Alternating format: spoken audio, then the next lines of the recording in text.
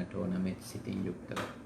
පින්වතුනි, අද මේ පින්කමේදී විශේෂයෙන්ම මේ අම්මගේ උපන් දිනය සමරන නිසා විශේෂයෙන්ම අපට මව්පියන්ට උපස්ථාන කිරීම ගැන, මව්පියෝ ගැන දේශනාවක් කරන්නට කියන එක ඒ මෑණියන්ගෙත් කැමැත්ත වුණා. ඒ වයෝවෘද්ධ මෑණියන්ගෙත්.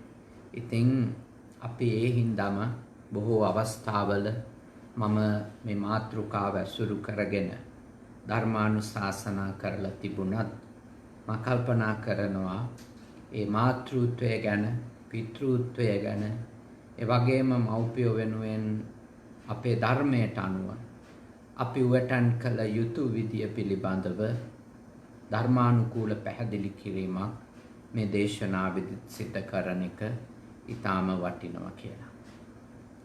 බුදුරජාණන් වහන්සේගේ ශාසනයේ මව්ට සහ පියාට ප්‍රමුඛ ස්ථානයක් ලබා දෙනවා.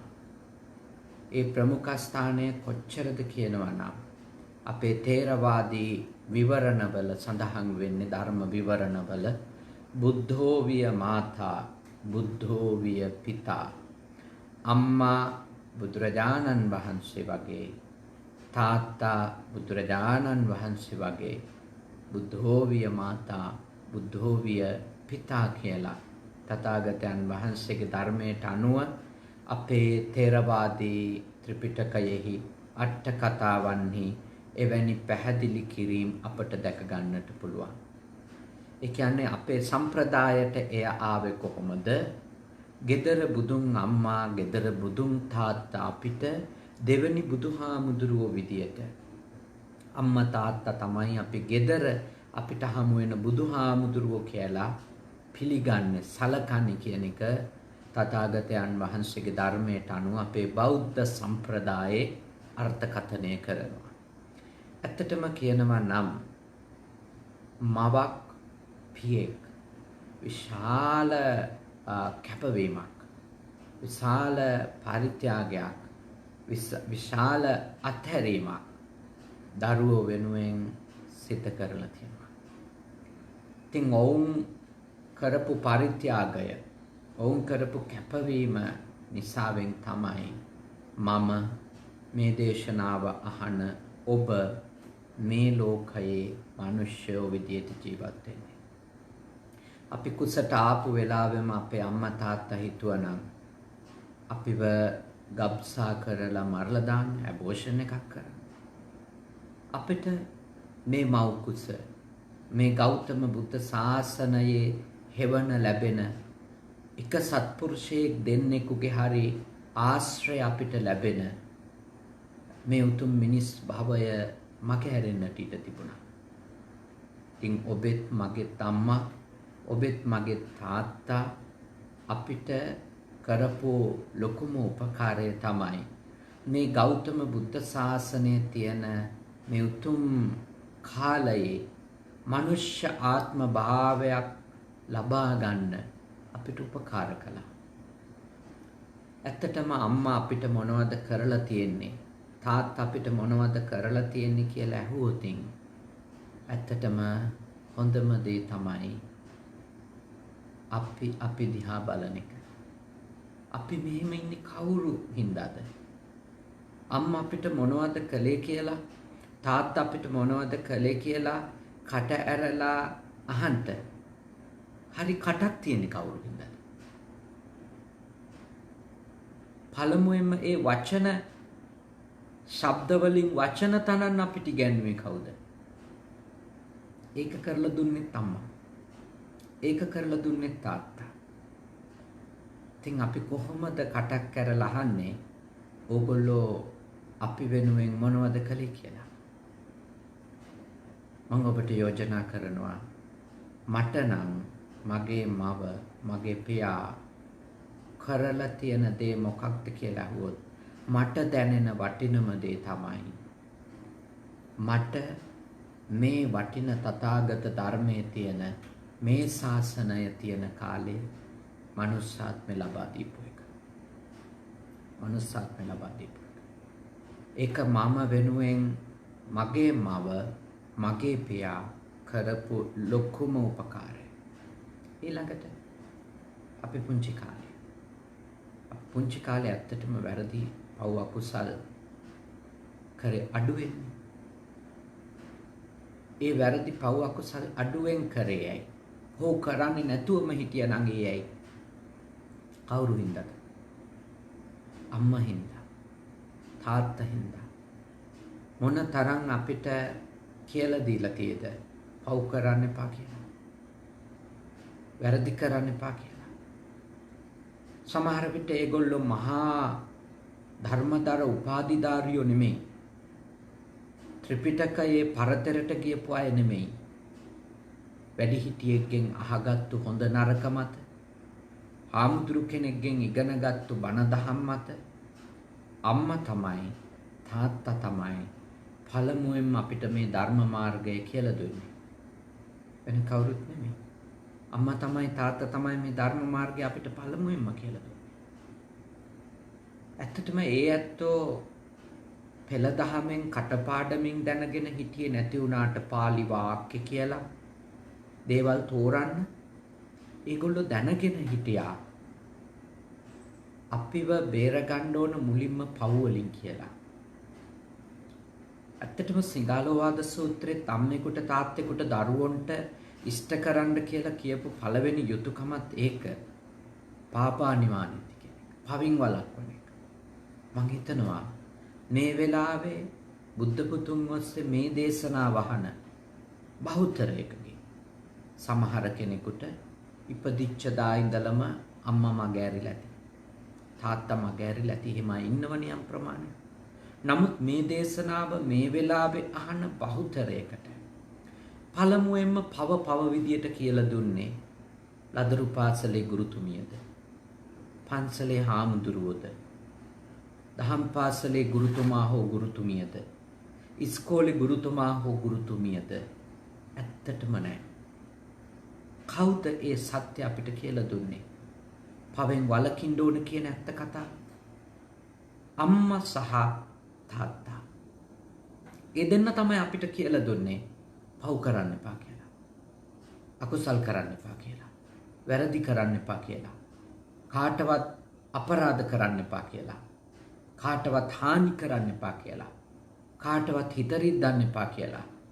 කාගේවත් ජීවිතයට අනතුරක් කරන්න එපා කියලා. ඒව කියලා දුන්නේ අම්මා තාත්තා.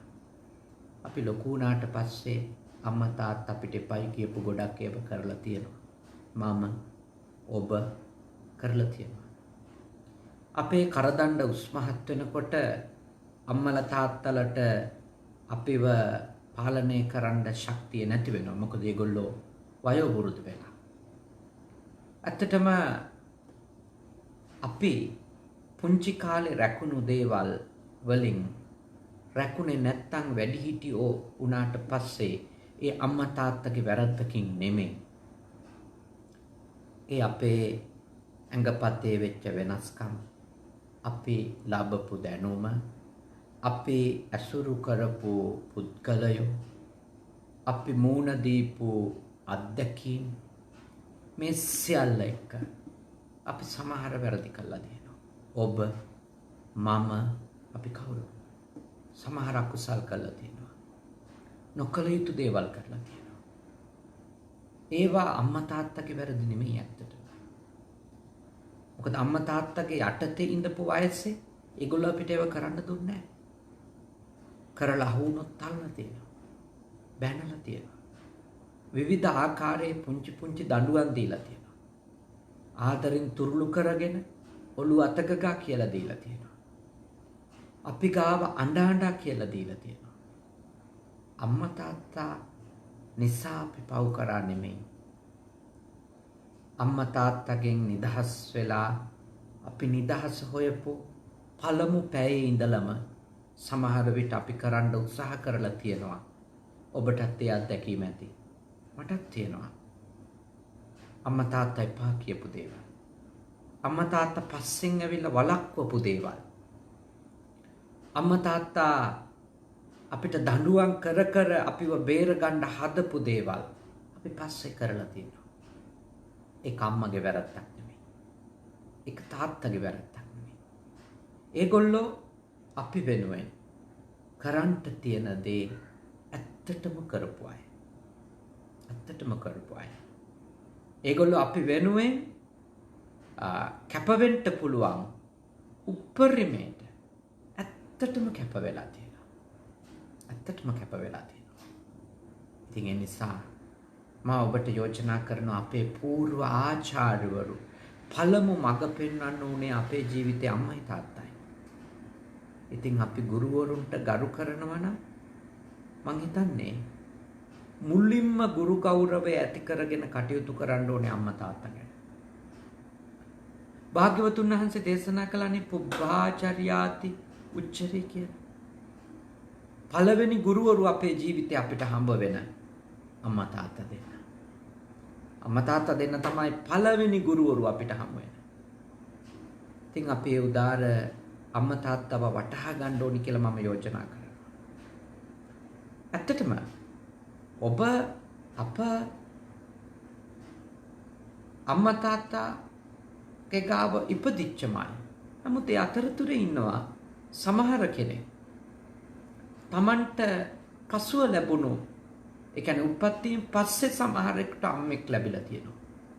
තාත්තෙක් ලැබිලා තියෙනවා. ඒ උපත්තිය දීපු කෙනා නෙමෙයි. එයා මොකක් හෝ හේතුවක් මත ඔබෙන් ගිලිහිලා තියෙනවා. ඒක සමහර විට ඔබව ආයතනයකට බාර දීම. ඒක සමහර විට ඔබ තව කෙනෙකුට හදාගන්න කියලා බාර දීම. එයාට අම්මා වෙනුවෙන් අම්මා විදියට, එයාට තාත්තා විදියට ඔබ වෙනුවෙන් කරන්න තිබිච්ච එකම සාධාරණ වෙන්න පුළුවන්.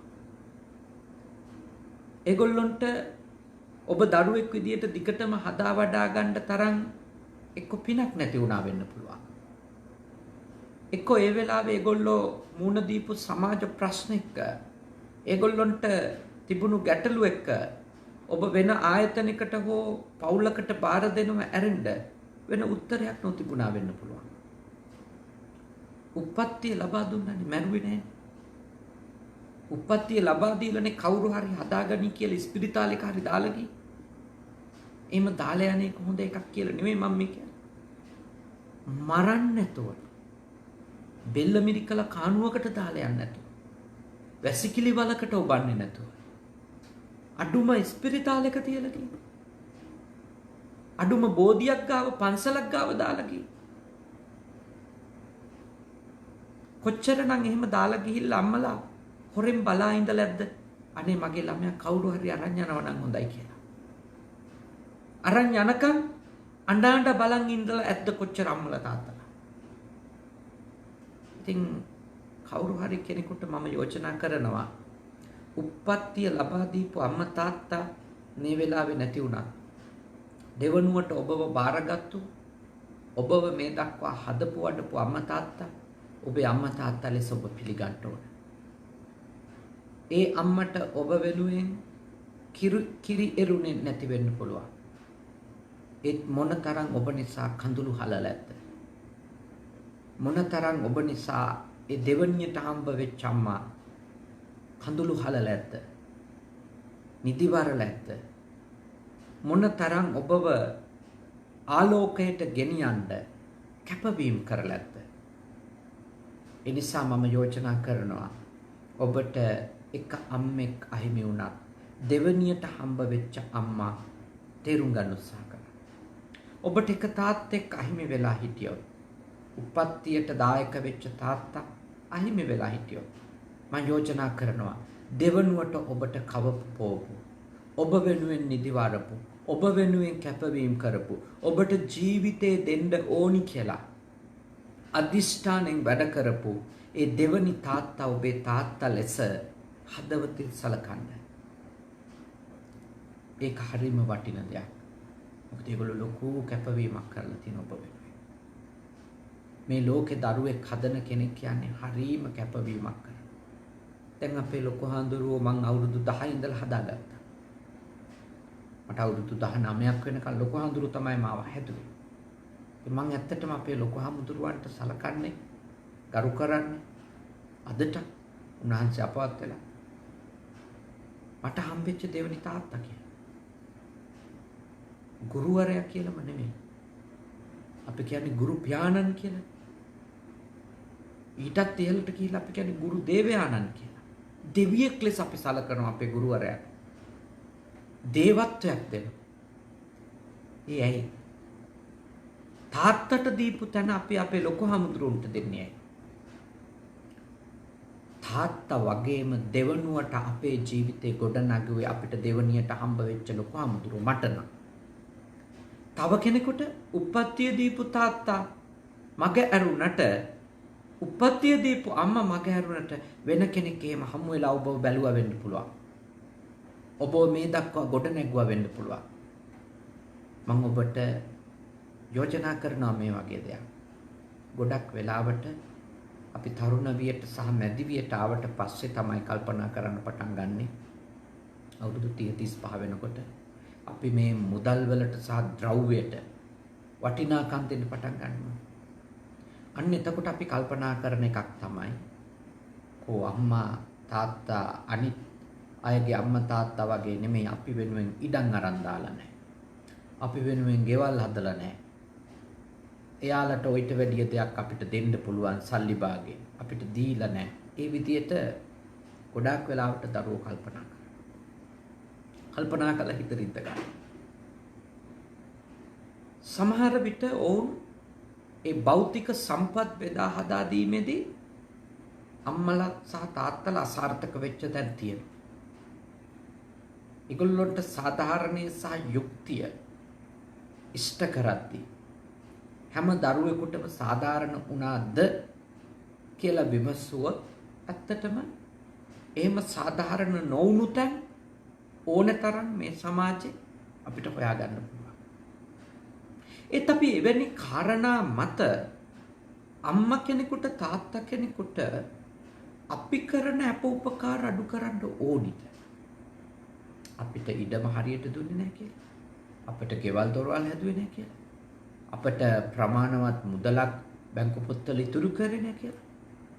අපිට ඒ වගේ භෞතික කාරණා මත මැටීරියල් දේවල් මත අපේ අම්මා හෝ අපගේ තාත්තා අපිට කරපු මෙහෙවර ලඝු කරන්න පුළුවන්. මම ඔබට සිහිපත් කරනවා එහෙම කෙනෙක් වෙන්න එපා. කරපු දේ හිතා. වැරදිච්ච තැන් ගොඩක් තියෙනවා. මම පිළිගන්නේ මේ ලෝකේ හැම අම්මෙකුටම දරුවන්ට සාධාරණ ඉෂ්ට කරන්න පුළුවන් වෙලා තියෙනවා කියලා. ගොඩාක් පුතාලා ඉන්නවා අම්මගේ තාත්තගේ යම් අසාධාරණ කම් වලට ගොදුරු වෙච්ච. ගොඩක් දියණිවරු ඉන්නවා අම්මගේ තාත්තගේ යම් අසාධාරණ කම් වලට ඒ ළමයි වැඩි හිටියෝ වුණාට පස්සේදී අම්මා තාත්තා විසින් කරපු ක්‍රියාකාරකම් නිසා අසාධාරණ වලට ගොදුරු වෙච්ච අය ඉන්නවා. හොඳට විමසලා බලුවොත් එහෙම නැහැ කියන්න අපිට බෑ. එවැනි වැරදීම් අම්මලට වෙලා තියෙනවා. එවැනි වැරදීම් තාත්තලට වෙලා තියෙනවා. එවැනි වැරදීම් ලොකුහාමුදුරුල්ලට වෙලා තියෙනවා. තමන්ගේ ගෝලයා අඳුර ගන්න බෑ. පන්ති කාමර එවැනි වැරදීම් පන්ති කාමරවල ගුරුවරුන්ට වෙලා තියෙනවා. ඒත් මම යෝජනා කරනවා ඒ සියලු වැරදි අපිට අමතක කරන්න පුළුවන්. ඔවුන් අපි වෙනුවෙන් කරලා තියෙන දේ තේරුම් ගත්තා. මම නම් මගේ ජීවිතේ ගුරුවරුන්ගෙන් වෙච්ච අතපසු වීම මට අම්මා තාත්තගෙන් මට අතපසු වීම වුණා කියලා මුකුත් කියන්න දෙයක් නැහැ. මම මහණුණා චූටි කාලේ ඉඳන්. නමුත් එහෙම වුණත් මම නම් පුද්ගලිකව කල්පනා කරන එක තමයි ඒක ඒගොල්ලොන්ට නොසලකා හරින්න තරම් කාරණාවක් නෙවෙයි. ඒගොල්ලෝ මග හරින්න තරම් ඒව කාරණා කරගන්න හොඳ නැහැ. කවදාකවත් එහෙම කරන්න එපා. ඒකට මම යෝජනා කරන්නේ ඔබට හේතුව ලෙස ඔබට මේ ජීවිතය දුන්නනේ. අතප්පයක් කැඩුවේ නැතුව හැදුවනේ. සරලයි මහතියරි මා ගොඩක් දේවල් ඕනේ නැහැ න්‍යායවත්. හැදුවනේ. බෙල්ල මිරිකලා කානුවකට දාලා ගියේ නෑනේ.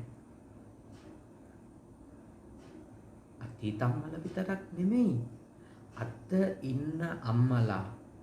ඉන්න අම්මලා මොන තරම්නම් ළමයින්ව උගන්වන්න ළමයින් තැනකට ගේන්න ළමයින්ව ඉහළට ගෙනියන්න මොන තරම් කැප වෙනවද? මොන තරම් දුක් විඳිනවද? ඒ කියන්නේ තමන් අඳින්නේ නැතුව ලස්සනට අඳන්න ළමයට. තමන් රහා දේවල් කන්නේ නැතුව තමන්ගේ දරුවට රටේ ලෝකේ අනිත් ළමයි කන දේවල් මාසෙකට සැරයක් හරි කවන්න ඕනි කියලා. කොච්චර හිතන අම්මලා තාත්තලා ඉන්නවද? සමහර අම්මා කෙනෙක් තමන්ගේ ඇඟ විකුණන තත්ත්වයටපත් වෙලා තියෙනවා දරුවෝ හින්දා. සමහර අම්මා කෙනෙක් සමහර වෙලාවට ඒව නීති විරෝධී වැඩ.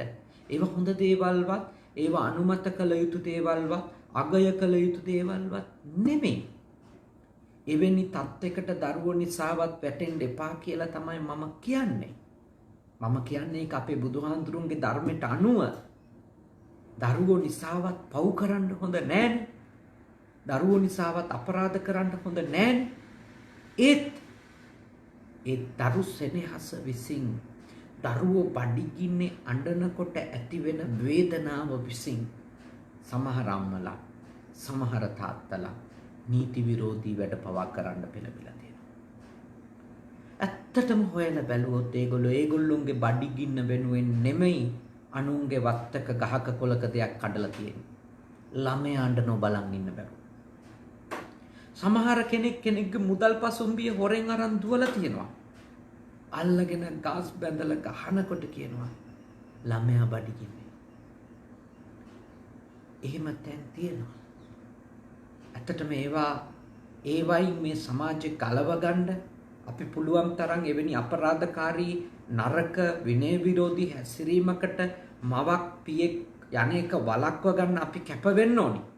මේ සමාජ විදියට අපි ඇත්ත වශයෙන්ම ඒ වගේ කැපවීමක් කරලා ඒගොල්ලෝ යම්කිසි ආකාරයකට එතෙන්ට අනේක වළක්ව ගන්න සමාජයක් විදියට රටක් විදියට වැඩ කරන්න ඕනි. නමුත් මම සිහි කරනවා සමහර අම්මලා සමහර පව් කරලා තියෙන දරුවෝ හින්දා. සමහර තාත්තලා සමහර පව් කරලා තියෙන දරුවෝ හින්දා. ඒගොල්ලෝ හින්දා නෙවෙයි. ඒකයි මට කියන්න ඕන. පව් කිරීම හොඳක් කියලා නෙමෙයි මම මේ කියන්නේ. පව් නොකළ යුතුයි කවුරු වෙනුවෙන්වත්. හැබැයි කරලා තියෙන්නේ සමහර වෙලාවල් වල දරුවෝ නිසා බොරු කියලා කියනවා. කපටිකම් කරලා. අදටත් ළමයාට හොඳ ඉස්කෝලයක් දෙන්න ඕනේ. ඒ හැඟීම නිසා කොච්චර බොරු කියන අය ඉන්නවද අම්මලා? සමහර වංචනික දේවල් කරන්න වෙලා. මේ වගේ නම් හොඳ ඉස්කෝලයක් කරන් දෙන්න කියලා පගාව දෙන්න වෙලා. ඒගොල්ලෝ වෙනුවෙන් නෙමෙයි ඒක කරන්නේ ඇත්තටම ඒක. ඒගොල්ලෝගේ ළමයි වෙන්නේ. ළමයාට හොඳ ජීවිතයක්, ළමයාට හොඳ අනාගතයක්, ළමයාට හොඳ පාසලක්. ළමයාටනේ. මගේ දරුවෝ කියන හැඟීම මම ඔබට යෝජනා කරනවා. ඔබගේ අම්මා, ඔබගේ තාත්තා ඔබ වෙනුවෙන් ඒ කරපු කැපවීම, ඒ සිද්ධ කරපු පරිත්‍යාග මේ ලෝක වශයෙන් කවදාවත් හරි අමතක කරන්න බෑ. ඔබ කොච්චර ලොකු තැනකට ගියත් ජීවිතේ අම්මා අමතක කරන්න බෑ. තාත්තා අමතක කරන්න බෑ. කවදාවත්. එයා ලෝකේ හොඳම අම්මා නොවෙන්න පුළුවන්. එයා ලෝකේ හොඳම තාත්තා නොවෙන්නත් පුළුවන්. ඒත් ඔබට එයාට උපස්ථාන කරන්න, එයාව බලා ගන්න ඔබට හොඳටම ප්‍රමාණවත් දෙයක් තියෙනවා. මොකක්ද ඒ දේ? එයා ඔබේ අම්මා වීම. එයා ඔබේ තාත්තා වීම. ඒ ඇති. මගෙන් අහුවොත් ඔබ වහන්සේගේ අම්මා, ඔබ වහන්සේගේ තාත්තා මේ ලෝකේ ඉන්න හොඳම ආදර්ශ සම්පන්න අම්මා තාත්තද කියලා මම කියනවා නෑ. ඒගොල්ලොන්ගේ ප්‍රශ්න තියෙනවා. අඩුපාඩුකම් තියෙනවා. ඒගොල්ලෝ රහතන් වහන්සේලාත් නෙමෙයි, සෝතාපන්න වෙලත් නෑ, මාර්ගඵලලාභියෝ නෙමෙයි. ඒගොල්ලෝ ලෞකික කෙලෙස් සහිත අය මගේ අම්මයි තාත්තයි. අඩුපාඩු තියෙනවා. ප්‍රශ්න තියෙනවා. හැබැයි මට ඒගොල්ලොන්ට නොසලකා ඉන්න ඒවා හේතු නෙමෙයි. මොකද හේතුව මං කල්පනා කරන එකම දේ ඒගොල්ලෝ ලෝකේ හොඳම අම්මා නුනට, හොඳම තාත්තා නුනට ඒ දෙන්න මගේ අම්මයි මගේ තාත්තයි. මම මේ ලෝකේ ඉන්න ප්‍රබලම කෙනා වුණත් මට ජීවිතය දුන්නේ කවුද? මට තනියෙන් නැගිට ගන්න බැරි වෙලාවේ මාව නැගිට්ටුවේ කවුද? මට තනියෙන් වතුර පොදක් බොන්න බැරි වෙලාවේ මට කිරි ටික වතුර ටික පෙව්වේ කවුද? මට තනියෙන් මාව සෝද ගන්න බැරි වෙලාවේ මාව සේදෙව්වේ කවුද? මාව අත් කැඩෙනකන් වඩාගෙන හිටියේ කවුද? අද මම ලොකු වුණාට, අද මම තැනක හිටියට අම්මයි තාත්තයි. ඉතින් මගේ ඔළුවේ තියෙන්න ඕන ඒගොල්ලොන්ට ලෝකේ ආදර්ශ සම්පන්නම අම්මා හෝ හොඳම අම්මා හෝ සාධාරණම අම්මා හෝ මේ ලෝකේ ලස්සනම අම්මා හෝ තාත්තා වෙන්න බැරි වෙන්න පුළුවන්. ඒත් අපිට හොඳටම ඇති ඒගොල්ලෝ අපේ අම්මා වීම. එයා මගේ අම්මා වීම, එයා මගේ තාත්තා වීම සලකන්නේ ඒ හොඳටම ඇති. කෙනෙක් කියන්න පුළුවන් ඔබට අපෝ ඔගොල්ලෝගේ අම්මලාගේ නෑනේ මව් ගුණ. මව් ගුණ කියලා.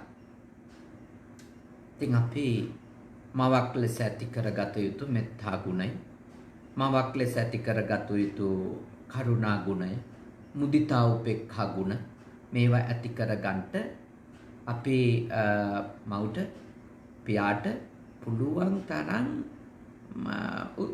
උදව් වෙමු. පුළුවන් තරම් උදව් වෙමු. ඒක වෙනම කාරණාවක්. පුළුවන් තරම් උදව් වෙමු. හැබැයි ඒගොල්ලොන්ගේ ගාව ඒ ගුණ තාම නැයි කියලා අපිට ඒගොල්ලෝ පහත් කරන්න, ඒගොල්ලොන්ට අවමන් කරන්න, ඒගොල්ලොන්ට නොසලකා ඉන්න ඒක හේතුවක් කරගන්නේ නැතුව. එතකොට අපිට මැරෙනකලු මැරුණට පස්සේ අම්මා තාත්තා වෙනුවෙන් මේ ලෝකේ යුතුයකම් ඉෂ්ට කරන්න. අම්මටයි තාත්තටයි ඉන්නකලුත් යුතුයකම් ඉෂ්ට කරන්න ඕනේ. ඊළඟට ඒගොල්ලෝ මැරුණට පස්සේ පින් අනුමෝදන් කිරීම ආදී අපේ තියෙනවානේ සිංහලෝවාද සූත්‍රයට අනුව කටයුතු කරන අපි ඒව කරන්න ඕනේ. ලොකුම දේ තමයි හැම අම්මෙක්ම හැම තාත්තෙක්ම අපෙන් බලාපොරොත්තු වෙන දේවල් ටිකක් තියෙනවා. ඒ තමයි අපි මේ ලෝකේ කාටවත් නීති විරෝධී දේවල් කරන්නේ නැතුව ඉන්න එක. අපරාධකාරයෝ නොවී ඉන්න එක. මේ සමාජයට හානියක් කරන දේවල් නොකර ඉන්න එක. ඒව තමයි හැම අම්මෙක්ම හැම තාත්තෙක්ම අපෙන් බලාපොරොත්තු වෙන වටිනම දේවල්. අපි දැනුගත් කෙනෙක් වෙලා අපි මේ ලෝකෙට රටට තමන් ජීවත් වෙන මේ මහ පොළවට යහපතක් කරන හානියක් නොකරන කෙනෙකු ලෙස ඉන්න ඕනි කියන එක අපේ අම්මලා තාත්තලා ඉස්සර කිව්වේ. උඹලා මේ මහ පොළවට බරක් වෙන්න හොඳ නැහැ කියලා. මේ රටට බරක් වෙන්න හොඳ නැහැ. ඒක හරි වටින දෙයක්. අන්න ඒගොල්ලොන්ගේ ප්‍රාර්ථනාව අපි ඉෂ්ට කරන්න ඕනේ. කොහොමද? ගුණධර්මවල පිහිටා සිටීමෙන්. ධර්මානුධර්ම ප්‍රතිපත්ති පූර්ණය කර ගැනීමෙන් අපේ ජීවිතේ ශ්‍රද්ධාව සීලය ආදී ගුණධර්ම, ප්‍රඥාව ඡාගය ශ්‍රුතය ආදී ගුණධර්ම, තථාගත ධර්ම අපි අප තුළ පුළුවන් තරම් ප්‍රගුණ කර ගැනීමෙන් අපි අපේ මව්ට පියාට ආධ්‍යාත්මිකව කළගුණ සලකපු අය වෙමු. මොකද ඒගොල්ලෝ අපෙන් බලාපොරොත්තු වුණ එක. ඒගොල්ලෝ දන්න විදියට අපිට අවවාද කර උත්සාහ කළේ අපි අපාය වැටෙන එක වළක්වන්න. අපි හොඳ තැනක අඩුම මැරිලා ගියොත් හොඳ තැනක උපදින්න පුළුවන් තත්වයක් නේ උදා කරන්න ඒගොල්ලෝ බැලුවේ. ඒගොල්ලොන්ගේ ගාව ළමයි විදියට ඒගොල්ලොන්ගේ යටතේ ඉන්න කාලේ අපිට කිය උත්සාහ කළේ ඒකට. ඉතින් මම ඔබට යෝජනා කරනවා ඒගොල්ලෝ වෙනුවෙන් කළගුණ සලකන්න තියෙන හොඳ ක්‍රමයක් තමයි ඒගොල්ලෝ අපෙන් බලාපොරොත්තු වෙච්ච ආධ්‍යාත්මික සහ අධ්‍යාපනික දියුණුව අප තුළ ගොඩනගා ගන්න ඕන. ඒගොල්ලෝ අපෙන් බලාපොරොත්තු වෙච්ච ආධ්‍යාත්මික සහ අධ්‍යාපනික දියුණුව අප තුළ ගොඩනගා ගන්න ඕන. මං හිතනවා අපේ නිශාන්ත මහත්මයාගේ ආදරණීය අම්මට සතුටු වෙන්න පුළුවන්. තමන්ගේ දරුවෝ දිහා බලලා. මොකද ඒ අය ලෝක රට රාජ්‍යවල ගිහිල්ලා විවිධ වෘත්තීන් නියැලිලා හිටියත් ඒගොල්ලෝ පව ලෙස පිළිගන්න සම්මාදිට්ඨිකයෝ විදියට ජීවත් වෙනවා. පින ලෙස පිළිගන්න සම්මාදිට්ඨිකයෝ විදියට ජීවත් වෙනවා.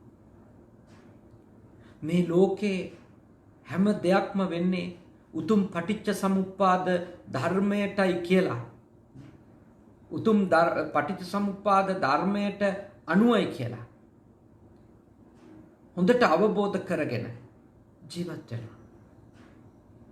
ඒ නිසා මම ඔබට සිහිපත් කරනවා. ඔබත් ඔබේ අම්මට තාත්තට කෘතගුණ සලකන්න කොහොමද? ඔබ පුළුවන් තරම් ඔවුන් බලාපොරොත්තු වෙච්ච ආධ්‍යාත්මික ගුණධර්ම ඔබ තුළ වැඩි දියුණු කර ගැනීම. ඊළඟට අම්මා තාත්තා අපෙන් බලාපොරොත්තු වෙන දෙයක් තමයි අපි අධ්‍යාපනිකව හොඳට ඉහළට යයි කියන එක.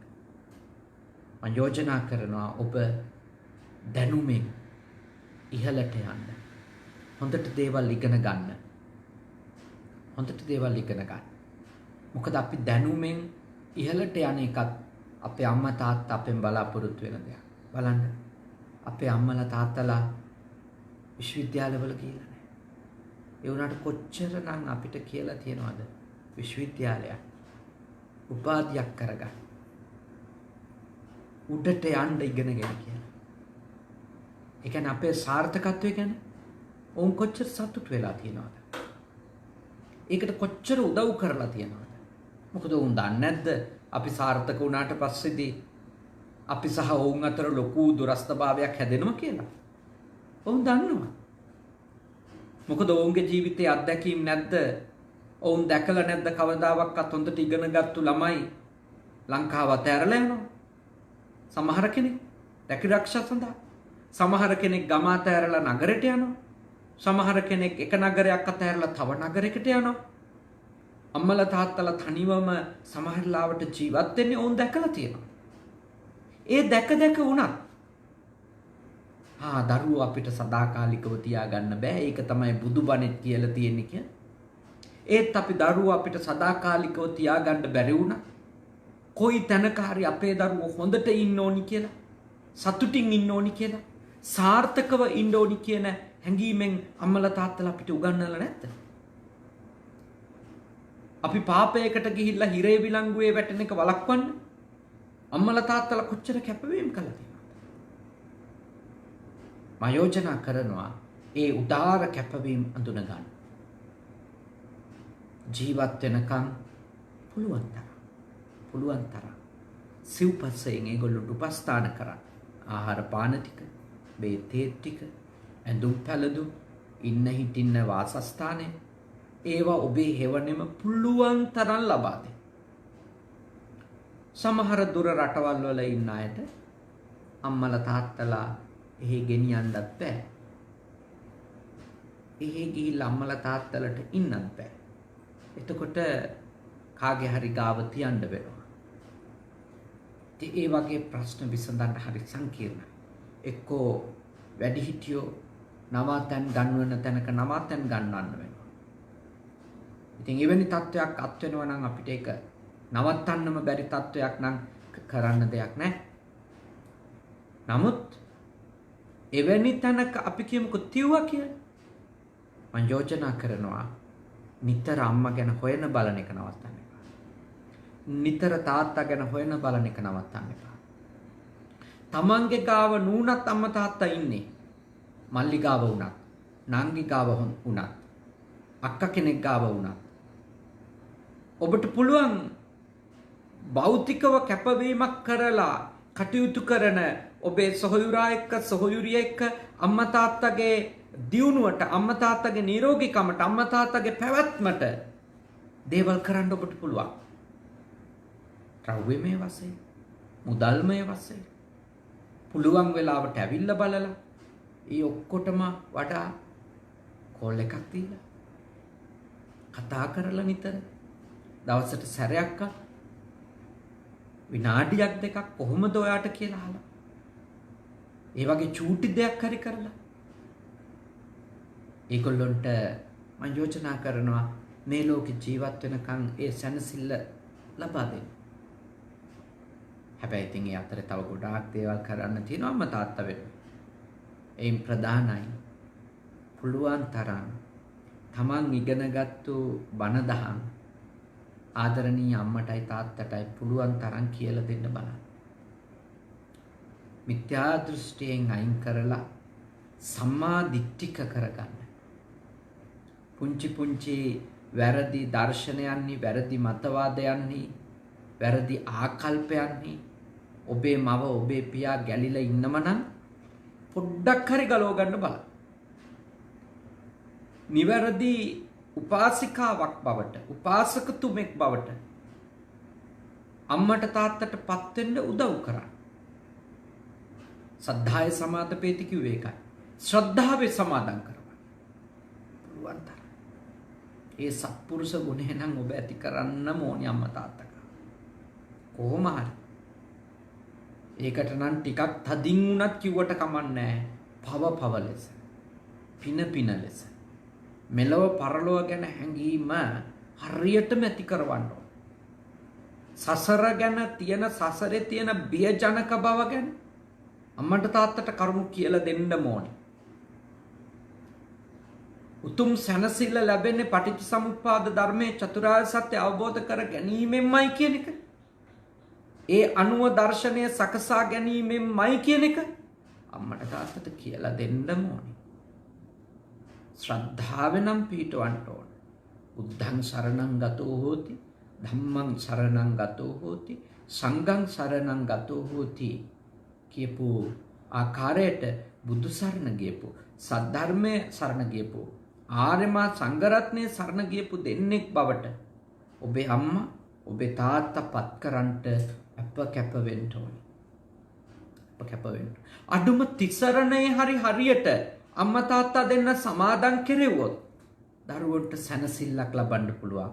අපේ අම්මා තාත්තා මැරුණේ මිත්‍යා දෘෂ්ටිකයෝ විදියට නෙමෙයි. අපේ අම්මා තාත්තා හරියට බුදු සරණ ගියා. හරියට සද්ධර්මයේ සරණ ගියා. ජීවිතේ හැම දෙයක්ම දැක්කේ තුනුරුවන්ට ත්‍රිවිධ රත්නයට අනුව. ඒ උතුම් ධර්මයේ ආශිර්වාදය අපේ අම්මා තාත්තා ජීවිතේට ලබාගෙන හිටියා. පුදුම අවබෝධයකින් ජීවත් වුණේ කියන ඒ හැඟීම දරුවන්ට ඇති කරගන්න පුළුවන් නම් අම්මගේ ජීවිතේ බලලා, තාත්තගේ ජීවිතේ බලලා ඒ දරුවෝ කොච්චර වාසනාවන්තයිද? කොච්චර වාසනාවන්තයි. ඒ දරුවන්ගේ ඇස් හිත් කොච්චර පින් කරලාද? එහෙම ජීවිත අවබෝධයෙන් ඉන්න අම්මෙක් දකින්න ලැබෙන එක, හරි ශ්‍රද්ධාවක පිහිටපු තාත්තෙක් දකින්න ලැබෙන එක මොන තරම් පින් කරපු ඇස් දේවා.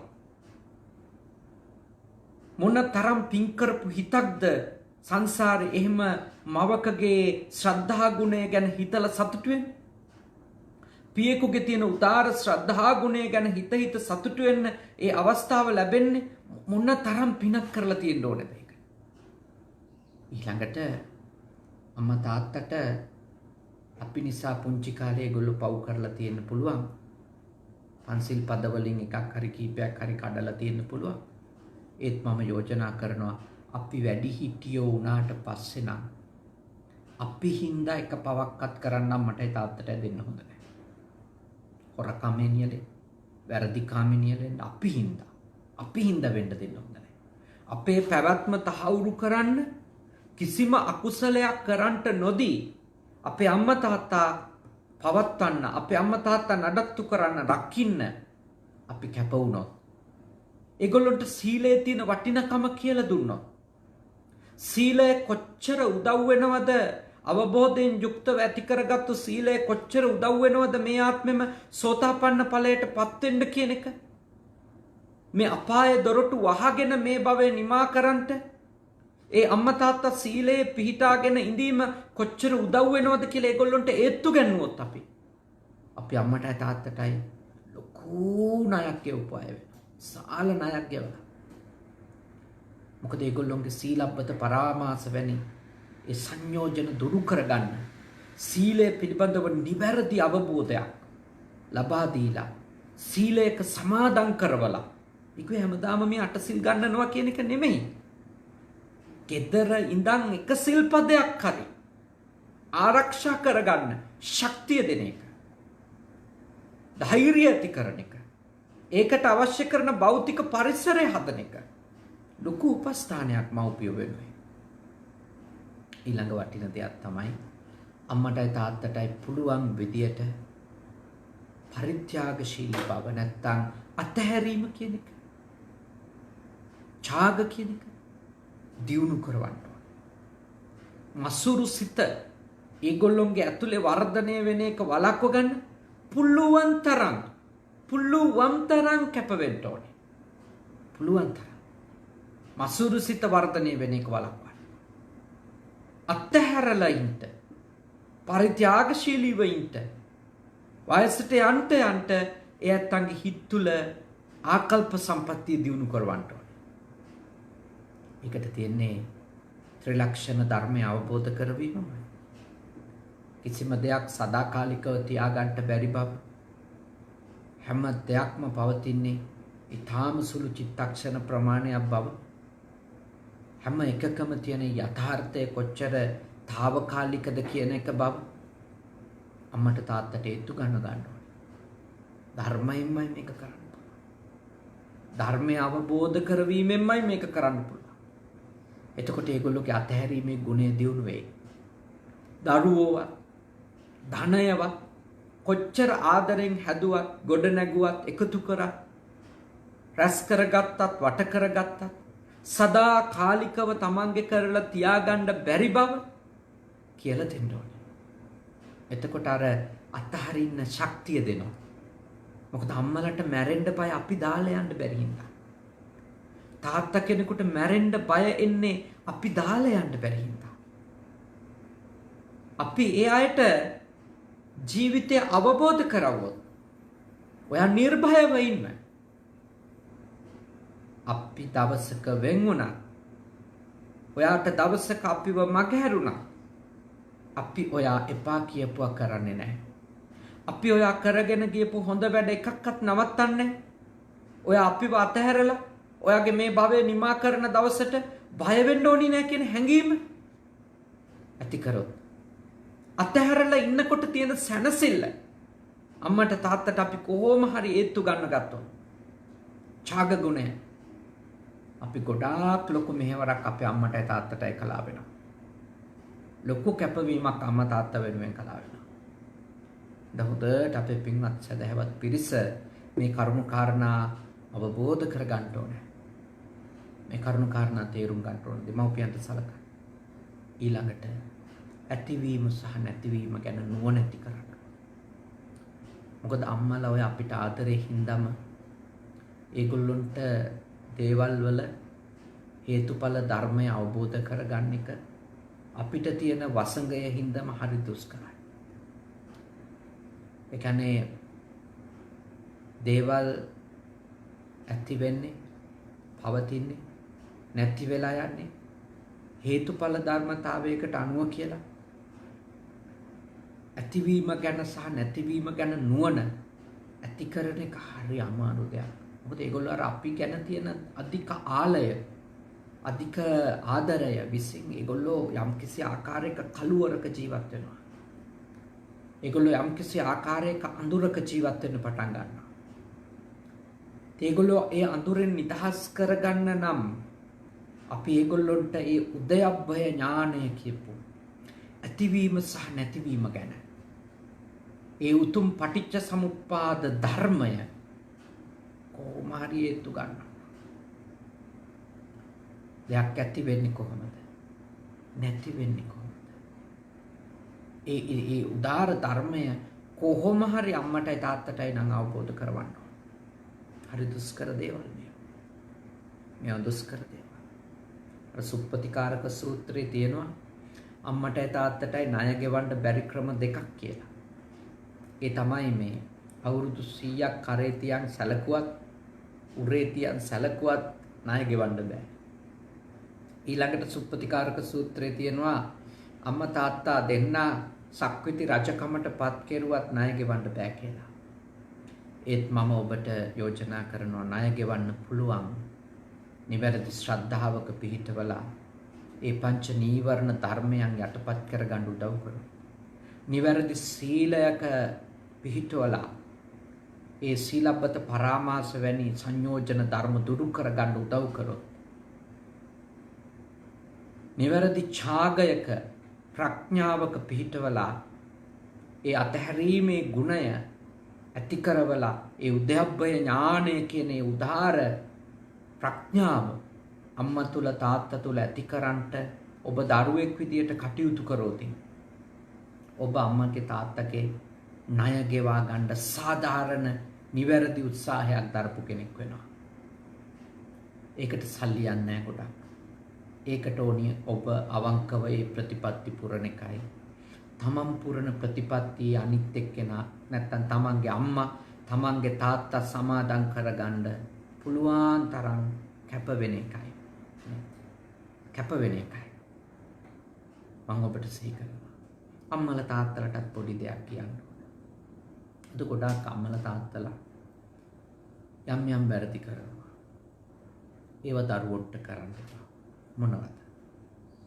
උදාහරණයක් කිව්වොත් ළමයාට කරන් එන්න දෙන අභ්‍යාස ටික අම්මා තාත්තා කරනවා. ඒව කරන්න එපා. වැරදුනාට කමක් නැහැ. ඔබ උදව් කරන්න.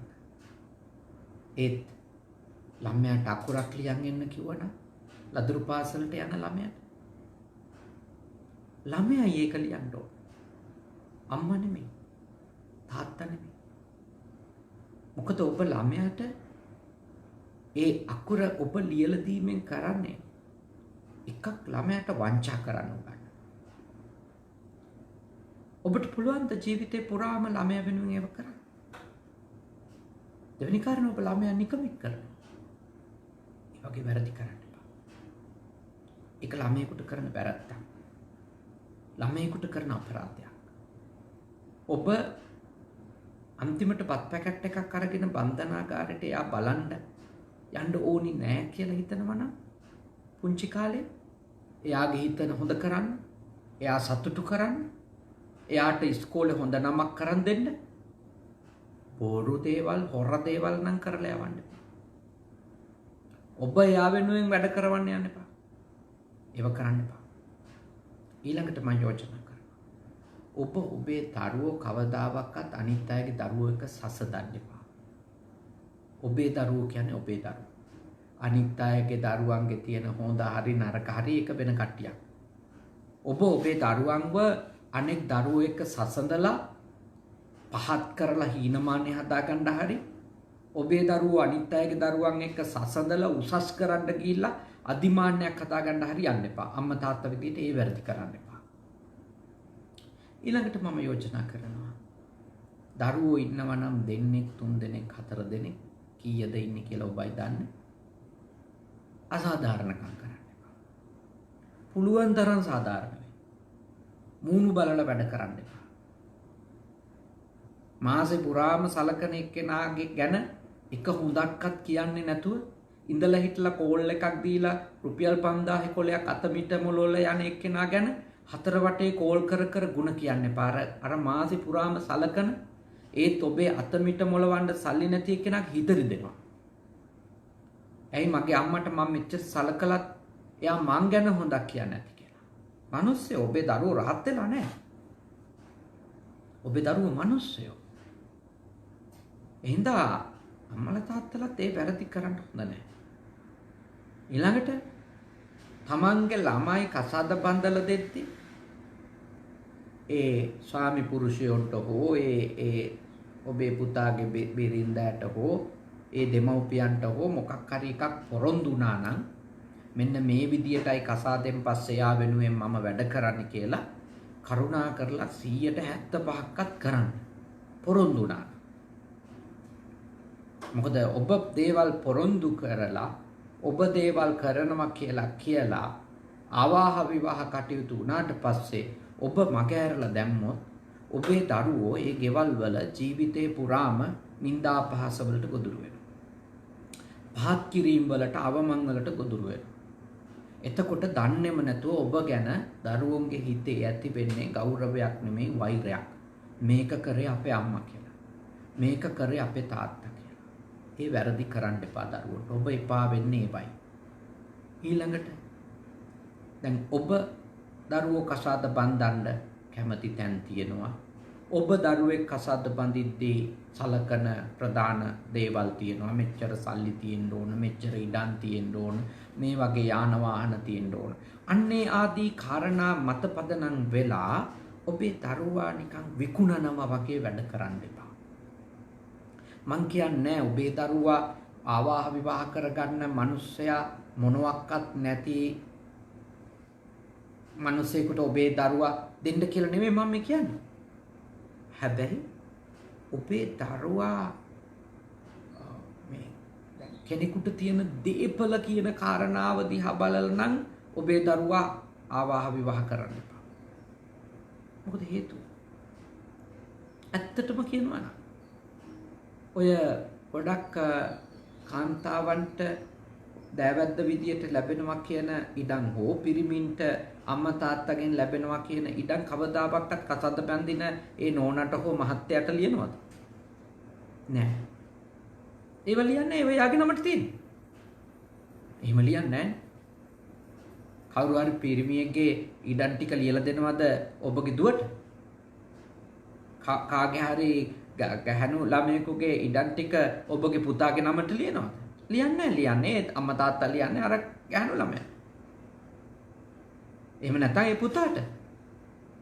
එතකොට ඒ මිනිස්සයා ඒවයි ඔබගේ දුවට දෙන්නත් පුළුවන් දේවල් නොදෙන්නත් පුළුවන්. ඊළඟට හිතන නෑ ඉතින් කවදා හරි ළමයෙක් ලපටියෙක් හැදුනම ඉතින් ඉඩම් කඩන් තියනවනේ, ගේ දොර තියනවනේ වගේ දේවලුත් සමහර අය කියනවනේ. මම ඔබෙන් මේ ප්‍රශ්නේ අහනවා. ඉතින් ඔබගේ දුවට හෝ පුතාට ළමයි හම්බ වෙයිද කියලා කවුද දන්නේ? ඒගොල්ලොන්ට දෑවැද්දි වලට අතන තියනවා මෙතන තියනවා කියලා ඔළුවේ හදාගන්න කලින් ඔබගේ කසාද බැඳින දුවට ළමයි හම්බ වෙයිද නැද්ද කියලා කවුද දන්නේ? ඉතින් ඇයි ඒ වගේ මැටීරියල් දේවල් ඒවට ප්‍රමුඛතා දෙන්නේ ඇයි කියලා මට තේරෙන්නේ නැහැ. මම හාමුදුරු කෙනෙක් ඉඳලා තේරෙන්නේ නැද්ද දන්නේ නැහැ. මම කල්පනා කරනවා මිනිස්සු ඒ වගේ ජීවිත උගසට තියන්නේ ඇයි කියලා. මම ඒක ඇත්තටම කල්පනා කරනවා.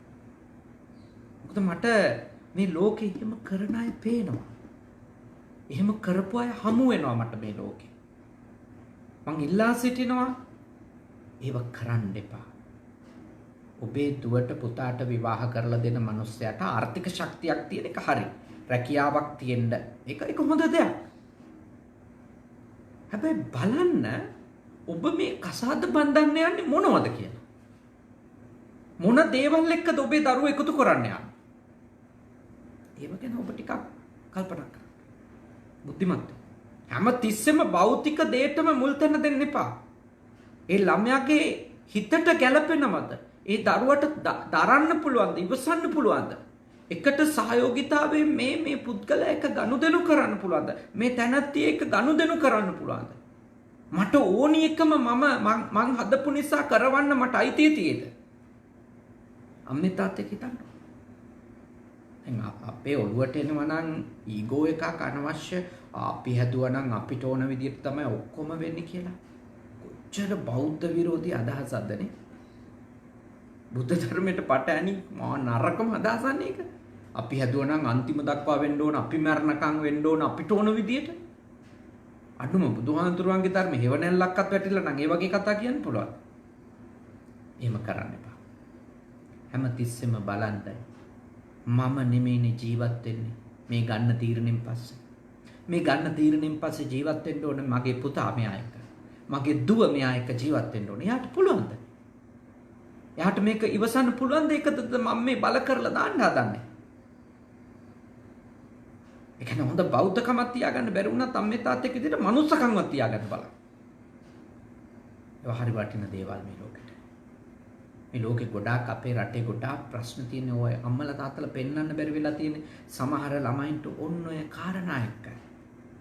ඔය කාරණා එක්ක තමයි අම්මලා තාත්තලාට වෛර කරන දරුවෝ ඉන්නේ අද ලංකාවේ. සලකන්නේ නැතුව පාරවල් වලට ඇදලා දාන්නේ. ඕවත් එක්ක නිකන් නෙමෙයි.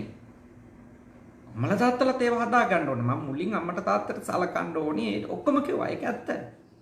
කොන්දේසි විරහිතව අපි සලකන්න ඕනි.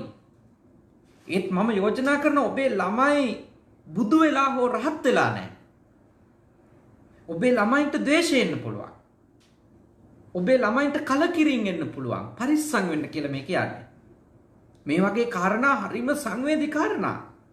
මේවායිට ගොඩාක් පරිස්සමින් වැඩ කරන්න. ගොඩාක් කල්පනාකාරීව වැඩ කරන්න. මෝඩ වැඩ කරන්න එපා. ප්‍රඥාවන්තව හැම කටයුත්තක්ම ඔබ කරන අම්මේ තාත්තෙක් වෙන්න. එතකොට දරුවෝ මරණ තුරා ඔබ බලාගනි. මරුණට පස්සේ අනේ අපේ අම්මා කොච්චර සාධාරණද කියලා හිතයි. අපේ තාත්තා කොච්චර සාධාරණද, මං ගැන කොච්චර හිතුවද, මගේ ජීවිතයේ සැනසෙල්ල ගැන ඒගොල්ලොන්ට කොච්චර ඕනිකමක් තිබුණාද. මේ දේවල් දරුවෝ හිතයි. මරුණත් ඔබට අගෞරවයක් වෙන විදියට ජීවත් වෙන්න එකක් නැහැ. ගොඩක් දේවල් කරයි. ඒ නිසා ගොඩාක් සල්ලි තියෙන අම්මා කෙනෙක් තාත්තා කෙනෙක් වීම නෙමෙයි වැදගත්. ඔබ දරුවෙකුට හොඳ පොහොසත් ආදරයක් දෙන එක. කරුණාවක් දක්වන එක. ඔබේ දරුවා කාගේවත් දරුවෝ එක්ක සසඳලා පහත් කරලා අවමන් කරලා දාන්නේ නැතුව ඒ දරුවට අගයක් දෙන එක. ඔබේ දරුවට කෙරෙන්න ඕන මේ ලෝක සහ සංසාරික යුතුයකම් හරියට අඳුනගෙන ඒ පුංචි කාලේ හරියට යව හදන එක. ඒ ටික කරොත් ඔබට හැමදාම සතුටින් මැරෙන්න පුළුවන්. මම මගේ ළමයා මෙලොව අතරමං කරෙත් නැහැ, සසරේ අතරමං කළෙත් නැහැ කියලා. ඉතින් තාම ශ්‍රද්ධාවෙන් අපේ නිශාන්ත මැතිතුමාගේ පින්වන්ත අම්මා ආදරණීය මාතාව අද ජන්මදිනය සමරන අවුරුදු 79යි.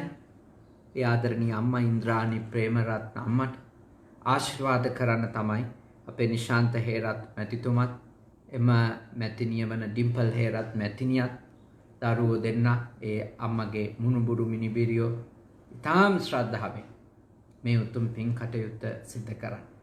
අද මේ දේශනාව අහන්න Facebook එකෙන් අපේ අරෝෂණෝන මහත්මියගේ ගෙදරට බණ අහන්න පැමිණෙන බව මට දැනගන්නටත් ලැබුණා. ඉතින් මේ ආදරණීය මව්ගේ උදාර කැපවීම දීපු ජීවිතයට දීපු දායකත්වය මෙතකයි කියලා ඒ දරුවන්ට කියන්න බැරුව ඇති. එච්චරට ලොකු උපකාරයක් ආදරණීය අම්මා කරලා ඇති. ආදරණීය මව් ඔබ වෙනුවෙන් ඒ වගේ ලොකු කැපවීමක් සිත කරලා ඇති. ඉතින් මම මේ වෙලාවේදී ආශිර්වාද කරනවා 79 වන ජන්මදිනය සමරන ආදරණීය මව්ට මේ දේශනාව කිරීමෙන් රැස්වුණු පින් කුසල් අනුමෝදන් වන උතුම් දෙවියන්ගේ ආශිර්වාදය ලැබේවා. නිදුක් බව, නිරෝගී බව, සුවපත් බව ඒ ආදරණීය මව්ටත් වනහපු ඔබටත් පින්කම කරපු හේරත් පවුලේ පින්වත් පිරිසටත් ලැබේවා. කරදර බාධක සියල්ලම දුරු වේවා. දෙවියන්ගේ ආශිර්වාදේ මානසික සැනසෙල්ල, කායික සැනසෙල්ල උදා වේවා. උතුම් දෙවිවරුද මේ උතුම් පින් කුසල් අනුමෝදන් වී නිවන් දකිත්වා. සාදු සාදු සාදු. ඒ වගේම විශේෂයෙන්ම ඒ ආදරණීය මව්ගේ නමින් මියගිය, ඒ වගේම නිශාන්ත මහත්මයාම මහත්මිය නමින් මියගිය, බණහපු ඔබ නමින් මියගිය සියලු ඥාතීන්ද මේ පින් අත්කරගනිත්වා. සුවපත් වෙත්වා, සැපවත් වෙත්වා, දුකින් මිදෙත්වා, උතුම් අමාමහ නිර්වාණ ධර්මයම අවබෝධ කරත්වා. සාදු සාදු සාදු. අවසාන වශයෙන් ඔබ අප හැම දිනාටත් දෙවි දේවතාවුන්ටත් මියගිය සියලුම ඥාතීන්ටත් උපන් දිනය සමරපු ඒ ආදරණීය මාතාව ඇතුළු කොට සියලු දෙනාටත් නිවන් දකින්නට මේ පින් කුසල්ද උපකාරවත් වේවා. සත්පුරුෂ දෙමව්පිය දූදරු සම්බන්ධතාවයක් ගොඩනගා ගන්නට මේ ලැබපු අවබෝධය තව තවත් ශක්තියක් උපකාරයක් වේවා. ඉක්මන් භවයකදී නිර්වාණ ධර්මයම අවබෝධ වේවා. සාදු සාදු සාදු. ආකාශට්ටා චුම්මට්ටා දේවානාගා මහිත්‍තිකා පුඤ්ඤන්තං අනුමෝදිත්වා චිරන් රක්ඛන්තු ශාසනං. ආකාශට්ටා චුම්මට්ටා දේවානාගා මහිත්‍තිකා පුඤ්ඤන්තං අනුමෝදිත්වා චිරන් රක්ඛන්තු දේශනං. ආකාශට්ටා චුම්මට්ටා දේවානාගා මහිත්‍තිකා පුඤ්ඤන්තං අනුමෝදිත්වා චිරන් රක්ඛන්තු මම් පරන්ති. හැම දිනකටම තෙරුවන් සරණයි.